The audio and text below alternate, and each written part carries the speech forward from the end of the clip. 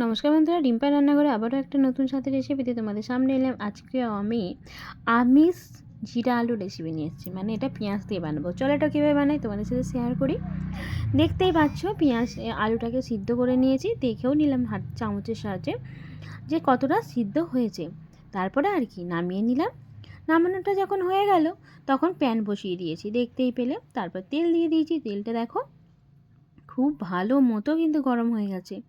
গরম হয়ে যাওয়ার পর এই যে এবার ফোড়ন দিয়ে দিলাম, জিরা আলু যেহেতু সেই জন্য জিরের ফোড়ন দিলাম।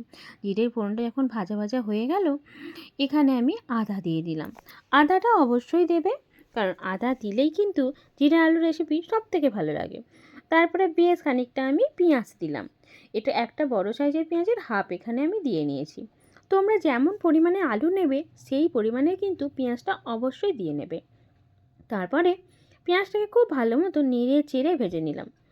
দেখলাম যখন একটু নরম নরম হয়ে এসছে সেই সময় আমি এই কাঁচা লঙ্কা কুচিটা দিয়ে নিলাম। কাঁচা লঙ্কাটা কুচিটা দিয়ে নেওয়ার পর এটাকে বেশ ভালো মতো রান্না করে নিলাম।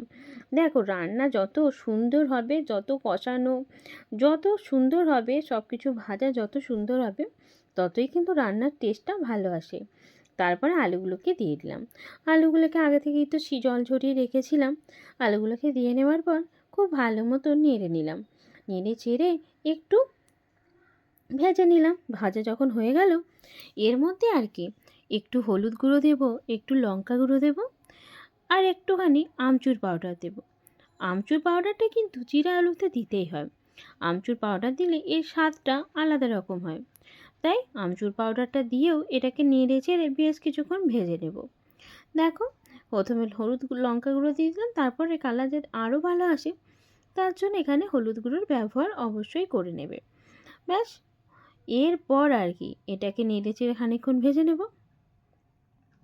তাওয়ার মধ্যে ভাজছি তো তাই একটু চামচের সাহায্যেই নেড়ে নিচ্ছি। যদি খুন্তির ব্যবহার করি তাহলে সব কিছু কিন্তু পড়ে যাবে। তারপরে একটা টমেটো কুচিয়ে রেখেছিলাম সেটা দিয়ে নিলাম। টমেটোটা দেওয়ার পর দেখো কত সুন্দর এর কালারটা চেঞ্জ হয়ে গেল। টমেটো যে খুব নরম হতে হবে এমন কিচ্ছু না, এর মধ্যেই 2-3 মিনিট এই আলুটা ভাজতে ভাজতে কিন্তু টমেটো খুব ভালো মতোই নরম হয়ে যায়। আর টমেটো যদি একটু গোটা গোটা থাকে দেখতেও বেশ ভালো লাগে আর খেতেও বেশ ভালো লাগে।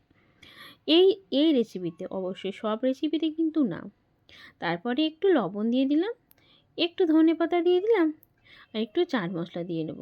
দিয়ে এটাকে নেড়ে ছেড়ে রান্না করে নেবো বেশ কিছুক্ষণ ধরে। ব্যাস, জিরা আলু রেসিপি কিন্তু আমার রেডি। এবার নামিয়ে নেব। দেখো দেখতে কত সুন্দর লাগছে।